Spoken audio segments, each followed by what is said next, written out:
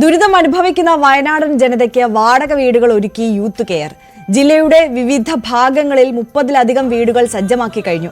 ഒരു വർഷത്തേക്കുള്ള വാടകയും വീട്ടുചെലവും youth care വഹിക്കും. വയനാടിനെ പിടിച്ചുലച്ച ദുരന്തമുണ്ടായിട്ടെന്ന് 13 ദിവസം പിന്നിടുകയാണ്. ഇപ്പോൾ എന്നോടൊപ്പം ഉള്ളത് അന്ന് മുതൽ ആ ദുരന്തം സംഭവിച്ചതിന് ശേഷം ഇവിടുത്തെ പ്രവർത്തനങ്ങളുമൊക്കെ ഏകോപിച്ചുകൊണ്ട് നിന്ന യൂത്ത് കെയറിലെ വോളണ്ടിയർമാരാണ് എന്നോടൊപ്പം ഉള്ളത്. യൂത്ത് കോൺഗ്രസിന്റെ നേതാവ് ഉൾപ്പെടെയുള്ളവർ ഇവിടെ ഈ ഒരു തെരച്ചിലിന്റെ ഭാഗമായിട്ടുണ്ട്. ഇന്ന് ഏകദേശം 150ഓളം പേർ ഈ ഒരു തെരച്ചിലിന്റെ ഭാഗമായിട്ടുണ്ട്.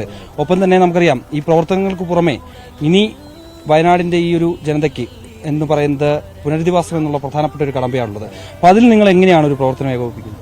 നമ്മൾ നിലവില് യൂത്ത് കോൺഗ്രസിന്റെ സംസ്ഥാന കമ്മിറ്റി 25 വീടുകളോളം 30 വീടുകളോളമാണ് പ്രഖ്യാപിച്ചിട്ടുള്ളത്. അതുപോലെ തന്നെ 50 വീടുകളിലേക്ക് വാടകയ്ക്ക് പോകുന്ന ആളുകളെ അവർക്ക് വേണ്ട ഉപകരണങ്ങളും കാര്യങ്ങളും പിന്നെ വീടുകൾ കണ്ടെത്തി കൊടുക്കുന്നതിന് വേണ്ടിയിട്ടുള്ള സജ്ജീകരണങ്ങളാണ് ചെയ്തിട്ടുള്ളത്. പിന്നെ അവർക്ക് നമ്മൾ യൂത്ത് കെയർ ഇവിടെ നമ്മുടെ ഈ ദുരന്തമുണ്ടായതിന് ശേഷം ക്യാമ്പിൻ്റെയോട് ചേർന്നുകൊണ്ട് തന്നെ കളക്ഷൻ സെന്റർ, അവിടെ ഡ്രസ്സ് വിതരണം, ഭക്ഷണ കിറ്റ് വിതരണം, ഫുഡ്, പിന്നെ ക്യാമ്പുകളിലെല്ലാം യൂത്ത് കെയറിന്റെ പ്രവർത്തകർ വളരെ സജീവമായിട്ട് തന്നെ ആദ്യ ദിവസങ്ങളിലെല്ലാം 300, 250, 400 പേരൊക്കെയുള്ള ടീമുകളുണ്ടായിരുന്നു. ഇന്നിപ്പോൾ 150ഓളം പ്രവർത്തകർ നമ്മുടെ ഇതിന്റെ ഭാഗമായിട്ട് വിവിധ സ്ഥലങ്ങളിൽ തെരച്ചിലുകളും ഒക്കെ ആയിട്ട് ഉണ്ട്. ഇപ്പോൾ ഈ വയനാടിന്റെ ഭാഗമായിട്ട് നിൽക്കുന്ന ആളുകളാണല്ലോ കൂടുതലും ഇപ്പോൾ ഉള്ളത്. വയനാട്ടിൽ നിന്നുള്ള നിരവധി പ്രവർത്തകരാണല്ലോ വന്നിരിക്കുന്നത്. അപ്പോൾ നിങ്ങൾ എങ്ങനെയാണ് ഇപ്പോൾ ഈ പറയുന്ന മുണ്ടക്കൈ അടക്കമുള്ള പുനരധിവാസവുമായി ബന്ധപ്പെട്ട് നിരവധി പേർ ഈ ദുരിതാശ്വാസ ക്യാമ്പുകൾ കഴിയുന്നുണ്ട്. നിങ്ങളുടെ ഒരു പ്രവർത്തനം എങ്ങനെയായിരിക്കും? സംസ്ഥാന കമ്മിറ്റിയുടെ പ്രഖ്യാപനം കന്നു കഴിഞ്ഞു. നിങ്ങൾ ജില്ലാതലത്തിൽ നിങ്ങൾ എങ്ങനെയായിരിക്കും? ജില്ലാതലത്തിൽ നമ്മുടെ ജില്ലാ പ്രസിഡന്റ് അമൽ ജോയുടെ നേതൃത്വത്തിൽ പ്രവർത്തനങ്ങൾ ഏകോപിപ്പിക്കുന്നതിൽ പ്രദേശത്ത് തന്നെ നിരവധി പ്രവർത്തകരൊക്കെ ഉണ്ട്. അവരുടെയൊക്കെ ആദ്യത്തെ ഇടപെടൽ നിയോജകമണ്ഡലം പ്രസിഡന്റ് അടക്കമുള്ള ജില്ലാ സെക്രട്ടറിമാരൊക്കെ അടക്കമുള്ള നിരവധി പ്രവർത്തകരാണ് ഫസ്റ്റ് ഘട്ടം ഇതിന്റെ ആദ്യത്തെ ഉരുൾപൊട്ടലുണ്ടായ സമയം തൊട്ട് എല്ലാ കാര്യങ്ങളും ലൈവായിട്ടുണ്ടായിരുന്നു. എല്ലാവരെയും രക്ഷിക്കുന്നതിലും ബാക്കിയുള്ള കാര്യങ്ങളല്ല. തുടർന്ന് അങ്ങോട്ട് നമ്മൾ സർക്കാരിന്റെ ഭാഗമായി നിന്നുകൊണ്ട് സർക്കാർ പ്രഖ്യാപിക്കുന്ന ഇതിൽ അനുകൂലമായി നിൽക്കുന്ന ഘടകങ്ങളിലെല്ലാം ആ രീതിയിൽ സഹായിക്കും. അല്ലാതെ യൂത്ത് കോൺഗ്രസിന്റെ നേതൃത്വത്തിൽ വിവിധ ആളുകളുമായി ബന്ധപ്പെട്ട് പുറത്തുനിന്നൊക്കെ ഉള്ള സഹായങ്ങളൊക്കെ നമ്മൾ പലതരത്തിൽ ശേഖരിച്ചു വരുന്നുണ്ട്. അത് എല്ലാ തരത്തിലും അവരുമായിട്ട് ബന്ധപ്പെട്ട് നിൽക്കുന്ന ആളുകൾക്കെല്ലാം പൂർണ്ണമായിട്ട് സപ്പോർട്ടോടുകൂടി ഉണ്ടാവും. ഒപ്പം തന്നെ ഈ ഒരു പുനരധിവസിപ്പിക്കുന്നതിന് മുമ്പ് തന്നെ വാടക വീടുകൾ കണ്ടെത്തുക എന്നുള്ള ഒരു പ്രധാനപ്പെട്ട വെല്ലുവിളിയുണ്ട്. കാരണം ഇപ്പം സർക്കാർ പറയുന്നത് വളരെ കുറച്ച് വീടുകൾ മാത്രമേ ഇതുവരെ കണ്ടെത്താനായിട്ടുള്ളൂ. കാരണം പലരും വയനാട് വിട്ടു പോകാൻ വിമുഖത കാണിക്കുന്നവരുണ്ട്. അപ്പം പല സ്ഥലങ്ങളിലും പല ജില്ലകളിലും ഇങ്ങനെയുള്ള സംഭവങ്ങളൊക്കെ വരുന്നുണ്ട്.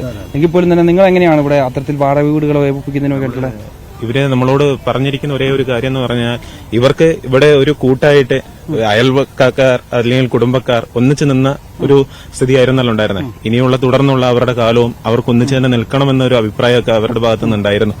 അപ്പോൾ അതിനനുസരിച്ച് ഒരു കമ്മ്യൂണിറ്റി തന്നെ നമുക്കൊരു വീടുകൾ അറേഞ്ച് ചെയ്യാൻ പറ്റുവാണെങ്കിൽ അതായിരിക്കും നല്ലത് എന്നൊക്കെ നോക്കുന്നു. ഇപ്പോൾ അമ്പലവയൽ ഗ്രാമപഞ്ചായത്ത്, മീനങ്ങാടി ഗ്രാമപഞ്ചായത്ത്, ഇതിനോടനുബന്ധിച്ച് നടക്കുന്ന ഗ്രാമപഞ്ചായത്തുകളാണ് വീടുകളും കാര്യങ്ങളൊക്കെ സജ്ജീകരിക്കുന്നത്.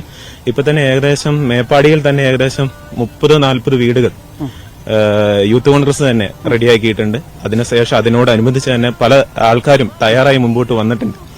പിന്നെ നമുക്ക് പറയാനുള്ള വേറൊരു കാര്യം, കഴിഞ്ഞ പ്രാവശ്യം പുത്തുമലയിൽ പൊട്ടിയപ്പോൾ സർക്കാർ പല കാര്യങ്ങളും അവർക്ക് പ്രഖ്യാപിക്കുകയുണ്ടായി. വീടുകളായാലും പണമായാലും ഇന്നും കുറെ പേര് പറയുന്നുണ്ട്.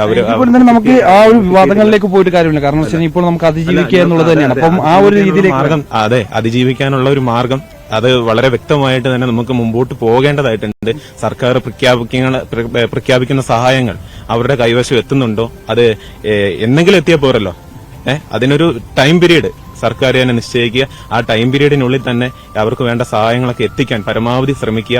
എന്ത് സഹായത്തിനും നമ്മളെല്ലാവരും, നാട്ടുകാരും, ഓരോ സംഘടനകളും, യൂത്ത് കോൺഗ്രസും എല്ലാവരും പൂർണ്ണ പിന്തുണയായിട്ട് കൂടെ തന്നെ ഉണ്ടാകും എന്നറിയിക്കുകയാണ്. തീർച്ചയായും അങ്ങനെ തന്നെയാണ്. കാരണം എല്ലാ പ്രവർത്തനങ്ങൾക്കും ഏകോപിപ്പിക്കുന്നതിന് വേണ്ടിയുള്ള എല്ലാവിധ സഹായവും അവർ നൽകാമെന്ന് വാഗ്ദാനം ചെയ്തിട്ടുണ്ട്. എന്തായാലും നിലവിൽ വയനാട് കേന്ദ്രീകരിച്ച് നിരവധി വാടക വീടുകൾ ഒരുക്കുന്നതിന്റെ ആ ഒരു തിരക്കിലാണ് ഇവരുള്ളത്. ഒപ്പം തന്നെ സന്നദ്ധ പ്രവർത്തനവുമായി ബന്ധപ്പെട്ട് ഈ ദുരന്തമുഖത്തും അവരുണ്ട്. ക്യാമറമാൻ KP ധനേഷിനൊപ്പം MG മിഥുൻ, ന്യൂസ് 18 വയനാട്.